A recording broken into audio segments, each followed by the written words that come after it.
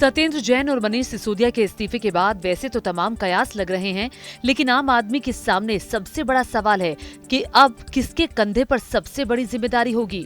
अभी तक सीएम अरविंद केजरीवाल के बाद मनीष सिसोदिया आम आदमी पार्टी में दूसरे सबसे महत्वपूर्ण व्यक्ति थे।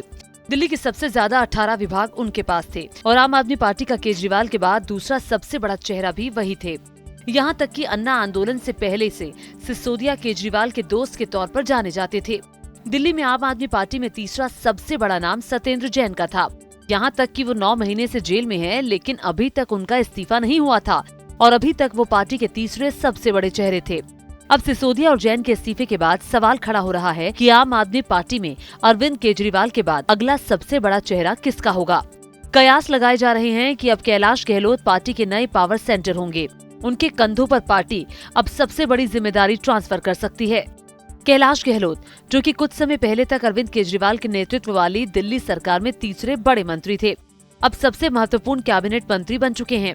49 वर्षीय गहलोत परिवहन क्षेत्र में आम आदमी सरकार द्वारा शुरू किए गए सुधारों का चेहरा रहे हैं, जिसमें दिल्ली के वायु प्रदूषण के प्रमुख मुद्दे को कम करने के लिए इलेक्ट्रिक मोबिलिटी में तेजी से परिवर्तन, महिला बस चालकों को प्रशिक्षण और राज्य द्वारा संचालित बसों के माध्यम से आने जाने वाली महिलाओं के लिए पास की व्यवस्था करना शामिल है।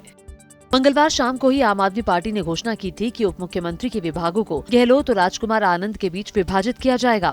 सिसोदिया के इस्तीफे के बाद गहलोत के पास अब 14 विभागों की जिम्मेदारी आ गई है, जबकि अभी तक उनके पास कुल 6 विभागों का प्रभार ही था। एक मीडिया रिपोर्ट के अनुसार नए मंत्रियों की नियुक्ति होने तक गहलोत वित्त, योजना, लोक निर्माण विभाग, बिजली, गृह, शहरी विकास, सिंचाई और बाढ़ नियंत्रण, जल विभाग का अतिरिक्त प्रभार संभालेंगे।